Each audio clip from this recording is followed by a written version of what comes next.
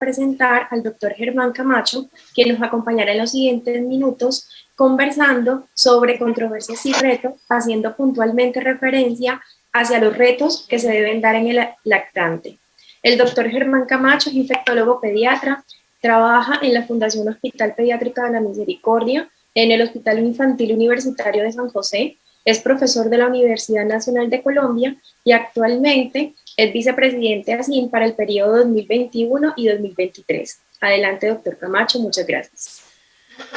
Muchas gracias, Laura, por tu presentación. Pues es para mí un placer estar acompañándolos en la mañana de hoy en este foro de controversias y retos en la modernización del PAI. A mí me correspondió hablar de retos en el lactante y fundamentalmente enfocado a dos retos importantes o a dos retos y controversias que se presentan. Aquí están mis conflictos de interés y el primer reto va en relación a un asunto que la doctora Claudia comentaba y planteaba y es el fenómeno del recambio de serotipos y la vacunación contra neumococo. Entonces, como sabemos todos, tenemos varias vacunas de neumococo. Digamos, en este momento hay dos vacunas disponibles, la PCV10 y la PCV13, y las vacunas conjugadas de neumococos fundamentalmente dependen de las valencias y los serotipos que cada una de ellas tenga, y en ellos se determina la carga de la enfermedad. También hay otras vacunas, la PCV10, que aún no conocemos estudios de ella, una PCV10 hindú, la PCV15, que también está ya en fase 3, y la PCV20, que está aprobada en Estados Unidos para adultos. Entonces, es importante analizar, como se ha comentado, el comportamiento epidemiológico del neumococo. Entonces, aquí vemos en la incidencia en la población general, basado en los estudios y en los datos de CIREVA, vemos cómo la incidencia de neumococo se ha mantenido subió para el año 2016 de 0.27 a 0.35, para el año 17 y 18 se ha mantenido sobre 0.4, y para el año 2020 bajó, pero todos los gérmenes bajaron para el año 2020, y tiene que ver precisamente tanto con los aislamientos de los niños como con la vigilancia epidemiológica que pues todo esto de la pandemia nos ha modificado. Y vemos ya, digamos, en los estudios de impacto a nivel poblacional cómo para el año 2009 la incidencia en menores de 5 años de meningitis era de 1.19, la cual cayó al un 50%, más de un 50% para el año 2012 y 13, pero para el año 2019 nuevamente se incrementa con una letalidad importante en meningitis que va hacia alrededor del 30%. Entonces lo vemos aquí graficado, como incluso desde antes ya había una tendencia de disminución con la implementación de PCV7 en algunas ciudades como Bogotá y algunos departamentos priorizados. Luego de PCV10 ese cambio se mantiene, disminuye y está, digamos, en un nivel bajo hacia los años 14, 15, 16, 17, y luego hacia el 2019 nuevamente incrementa la incidencia de meningitis. Y este fenómeno fundamentalmente se da por el fenómeno de recambio de serotipos, que lo comenzamos a observar desde el 2014, se hizo más claro en el año 2015 y fue aumentando para el año 2016, 17, 18, y se ha mantenido los años siguientes. Para ver 2019, los serotipos más frecuentes son 19A y 6C, en los datos recogidos de CIREVA, donde ocupa un porcentaje importante de los casos de meningitis. Incluso para el año 2020, que disminuyó la incidencia por las medidas de cuarentena, de aislamiento y de disminución de la interacción social, también observamos una incidencia importante, y el serotipo más frecuente sigue siendo este serotipo. Otra manera de medir el impacto tiene que ver con la tasa de mortalidad por infección respiratoria aguda. Vemos cómo desde el año 98 la tendencia a la disminución de la mortalidad por IRA ha sido a disminuir, pero para los últimos años, 14, 15, 16 y 17, se ha mantenido estable. Y en el año 2018 y 2019, digamos, no se lograron cumplir las metas que se tenían propuestas, que era 5.4, para el año 2018 fue 14.89, para el año 2019 fue 11. Entonces es importante analizar todo este comportamiento epidemiológico. Aquí tenemos un estudio publicado con datos de Bogotá, donde vemos que la incidencia de enfermedad neumocóxica invasiva ya es total, no solo meningitis en Bogotá cae, pero nuevamente reemerge y probablemente es secundario al mismo fenómeno del recambio de serotipos, con una emergencia también en la población mayor no vacunada. Y estos datos pues son los datos de Cireva, hasta los datos publicados, donde vemos cómo la incidencia de los serotipos de PCV10 caen de forma dramática y muy importante. Hoy ocupan menos del 5% de los serotipos circulantes. O sea, el efecto que ha logrado la vacuna sobre los serotipos que están incluidos en ella ha sido maravilloso. Pero vemos también, como se ha observado en otros países, emergencia del serotipo 19A y emergencia de los serotipos no vacunales. Y vemos que para el año 2019, alrededor de entre el 19A, el 3 y el 6C ocupan alrededor del 67% de los serotipos circulantes en menores de 5 años y el 32% en mayores de 60 años. Y vemos como cuando uno analiza el comportamiento claro de un solo serotipo en incidencia, vemos como la incidencia desde el año 2006, que era 0.046, ha aumentado hasta el año 2019, que es 1.67 por 100.000 habitantes. Entonces es un componente claro de recambio de serotipos que hemos visto, que no solo se ha visto en Colombia. Aquí están los datos de un estudio que compara los países de América Latina que tienen PCV10 y PCV13, sino también se ha visto en otros países que tienen, digamos, un comportamiento similar. Y vemos cómo la incidencia cae de forma importante de los serotipos incluidos en la vacuna, en un 84% cae la incidencia, muy importante, pero con un fenómeno de recambio de serotipos con un aumento de un 354% en el serotipo 19A, de un 93% en el serotipo 3 y de un 90% en el serotipo A, que incluso es mayor que el recambio, que lo que sucede con todos los otros 90 serotipos que cuya proporción de aumento es 76 más 76%, o sea, un solo serotipo aumentó el 354% en relación a todos los otros 90 sumados que aumentaron un 76%. Y aquí vemos precisamente qué representa cada uno en este momento, donde vemos que los serotipos circulantes de PCV10 en este momento representan alrededor del 5% de todos los serotipos circulantes. Los serotipos incluidos en PCV13, los 3 adicionales ocupan alrededor del 60% y los demás son los serotipos no vacunales. Y lo que vemos precisamente en esta gráfica, que es del estudio de vigilancia centinela, donde los niños que tienen neumococo, muchos de ellos tienen esquema completo de vacunación. Entonces, porque uno pensaría que, pues obviamente también hay niños que no se vacunan ni se enferman, pero lo que vemos es que muchos de los niños que se enferman tienen el esquema completo.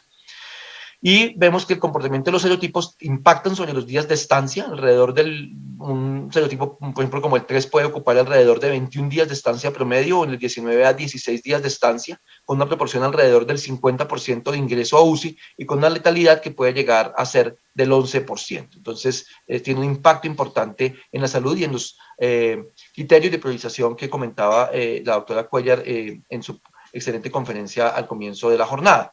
Y lo vemos aquí. Y vemos también un cambio, que ese es un artículo que va a salir recientemente publicado, que trabajamos también en la red de Nemo Colombia, en cabeza de Iván, de la doctora Mariño y de Sandra Beltrán, y con todo el equipo de la Nemo Red, donde vemos que la proporción, por ejemplo, de neumonía complicada se ve mayor ahora. O sea, el 31% de las neumonías en la Nemo Red son complicadas, ahora se duran más tiempo hospitalizados los niños y ingresan más veces y mayor proporción a UCI, con una mayor utilización de antibióticos de amplio espectro, y eso tiene que ver con y una mayor cantidad de días de antibiótico, y eso tiene que ver con un aumento de la resistencia bacteriana de forma muy importante. El doctor Pío, en su excelente conferencia magistral, nos hablaba de la importancia de la vacunación para el control de la resistencia bacteriana, y vemos cómo la proporción de resistencia a la penicilina en cepas meningias y no meningias hay un aumento, y la proporción de resistencia a ceftriaxona también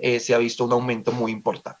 Y vemos que la resistencia no es uniforme en los serotipos. Hay serotipos como el 1 o como el 16F o como el 4 que son multisensibles, y serotipos como el 14 que afortunadamente gracias a la vacunación circula ya poco, o el 19A que son multiresistentes. Gráfica muestra la resistencia por familias a diferentes familias de antibióticos, y específicamente en 19A vemos cómo para el último periodo, más del 60% de los serotipos 19A son multiresistentes, o sea, son resistentes a más de 3 familias de antibióticos, y solo menos del 10% son sensibles a todos los antibióticos. Entonces, es muy importante porque la resistencia al 19A va incrementándose en el tiempo, y al ser el serotipo más predominante, pues hace que la resistencia al neumococo empeore y lleva a todas estas complicaciones que hemos visto. Entonces, el neumococo continúa siendo una causa de morbilidad y mortalidad en menores de 5 años. las vacunas conjugadas contra neumococo disminuyen la enfermedad por los serotipos incluidos en cada una de ellas, y en Colombia se observa un fenómeno de recambio de serotipos en todos los grupos etarios, especialmente menores de 5 años, y este fenómeno, lo que estamos observando es que si no se controla, puede incrementar incluso la incidencia de ENI a niveles observados. O sea, lo que se ha visto en los diferentes países es que la incidencia cuando se implementa una vacuna conjugada de la enfermedad neumocóxica cae, se vigila epidemiológicamente el fenómeno de recambio de serotipos y se van haciendo los ajustes a las valencias de las vacunas que llevan a que cuando emerge un serotipo nuevamente se controle y siga cayendo. Y entonces se genera como una escalerita. Cuando este fenómeno no se da de esta manera, pues los serotipos terminan llenando el espacio de los serotipos controlados por la vacunación y podríamos llegar a tener incidencias similares a la era prevacunal, que es lo que pues no queremos que se presente. Y obviamente el comportamiento clínico y la sensibilidad de los antibióticos es diferente en cada serotipo. Otro punto que comentaba la doctora Claudia es los documentos de posición de la OMS, y en relación al neumococo, el documento de posición habla de que en los países en que haya emergencia significativa del serotipo 19A y el 3, se considere un cambio relevante en la epidemiología y se considere en ese momento implementación de vacunas de más valencias. Y probablemente va a ser igual cuando tengamos la posibilidad de PCV15, PCV20, de siempre ir considerando y vigilando las diferentes valencias para implementar las vacunas. Hay mayor proporción de la neumonía complicada, hay complejos clonales del serotipo 19A que están asociados a multiresistencia, y pues la sensibilidad a penicilina, ceftriaxona y macrolidos ha disminuido, lo cual lleva a un mayor uso de antibióticos de amplio espectro, mayor estancia, mayor ingreso a UCI y mayores costos. En los últimos 4 minuticos también quiero comentar algo en relación a hemófilos. Es el segundo reto que tenemos de la vacunación en lactante, algo ya lo comentó la doctora Mariño y se había comentado con la implementación de vacunas penta o hexavalentes como refuerzos a los 18 meses. Vemos cómo las vacunas conjugadas son muy importantes y cómo después de la implementación de las vacunas conjugadas contra hemófilos influenza, la incidencia cae de forma importante. Esta es la gráfica que hemos visto como en meningitis la incidencia de hemófilos influenza, aunque cayó de una forma importante, en los últimos años se ha visto un ligero incremento en la incidencia en relación a los años anteriores. Obviamente para el año 2020 nuevamente cae como fruto de toda lo que se ha sucedido en la pandemia, pero es importante mirar los años previos donde estábamos con incidencias alrededor de 0,11 y 0,09. Ya no es el primer germen, como lo fue por mucho tiempo, pero hay algo de enfermedad residual aquí que es importante revisar. Y aquí lo vemos en los datos de Civigila del año 2019, vemos como la mayor de 43 casos que se reportaron con hemófilos influenza de meningitis, la mayor proporción se daba en menores de 1 año, pero 8 niños también estaban en 1 a 4 años. Es importante porque saber en qué momento se está presentando la infección por hemófilos nos lleva a mirar si es un problema de vacunación inoportuna, como sucedería en los menores de 1 año, o un problema de que aún estando vacunados puede darse la enfermedad o ser algo de enfermedad residual. Y vemos que pues los serotipos de hemófilos influenza más frecuentes sigue siendo el hemófilos tipo B, que es el objeto de la vacunación. Para el año 2020 es algo similar, cayó a 18 casos, pero ya dijimos, en relación pues a todas las medidas de la pandemia, pero la proporción se mantiene. Esto en meningitis.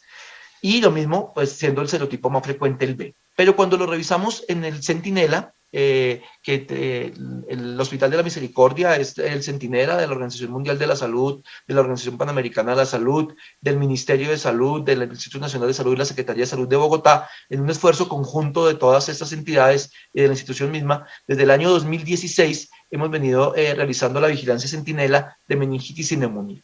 Y en estos datos de vigilancia Centinela en el hospital vemos que para el año 2016, que hemos tenido durante la vigilancia 7 casos de meningitis por hemófilos, donde vemos que de estos 7 casos, 2 pacientes tuvieron 3 dosis de hemófilos y cuando les dio la meningitis, uno de ellos mayor de 1 año, y los otros pacientes sí tenían, digamos, esquemas incompletos de hemófilos. Pero en neumonía, que si ese dato no es un dato de vigilancia obligatoria y que también lo observamos en el estudio Centinela, podemos observar este dato importante. Mayores de 12 meses, 3 dosis de hemófilos, vemos que hemos tenido 8 casos que equivalen al 29% de todos los 27 casos de neumonía confirmada con hemófilos influenza tipo B. Aquí está solo el tipo B. quitamos los no tipificables porque obviamente no están cubiertos por la vacuna y vemos que el 30% tiene un esquema de 3 dosis. O sea, probablemente estos niños, algunos de ellos, se hubiesen beneficiado de una cuarta dosis. Uno de ellos era mayor de 1 año, pero tenía un esquema incompleto. Entonces, bueno, 3 casos no pudimos recabar el dato de vacunación.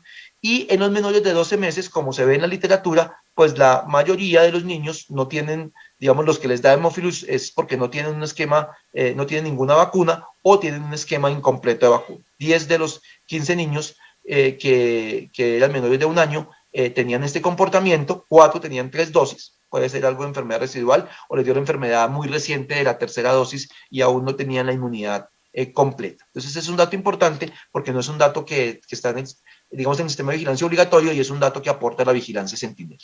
Entonces, ¿qué dice la OMS en relación a hemófilos influenza?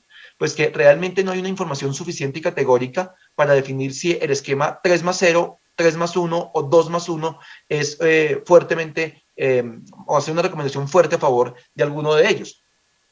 Pero que esta decisión debe ser tomada con base en la epidemiología local, en la coadministración de vacunas y en la posibilidad de refuerzos naturales. Entonces, la OMS recomienda que cualquiera de los 3 esquemas se implemente. Nosotros en Colombia tenemos 3+0, pero en algunos escenarios, como en los casos en que haya morbilidad y mortalidad en niños mayores de 1 año, como lo estamos observando, o en los cuales exista enfermedad residual, podría ser ventajoso administrar un refuerzo entre los 12 y 18 meses. Y se está contemplando la posibilidad de implementar para por ejemplo, la vacunación con vacunas celulares que vienen en pentavalente o en hexavalente, o incluso con vacuna de células completas de tosferina en pentavalente, como lo presentaba la doctora Claudia, pues es una oportunidad importante de lograr este refuerzo y controlar la enfermedad residual por hemófilos influenza tipo B. Muchas gracias. Muchas gracias, doctora Germán Camacho, por compartir estos datos para nosotros y que ilustran muy bien cómo estamos frente a enfermedades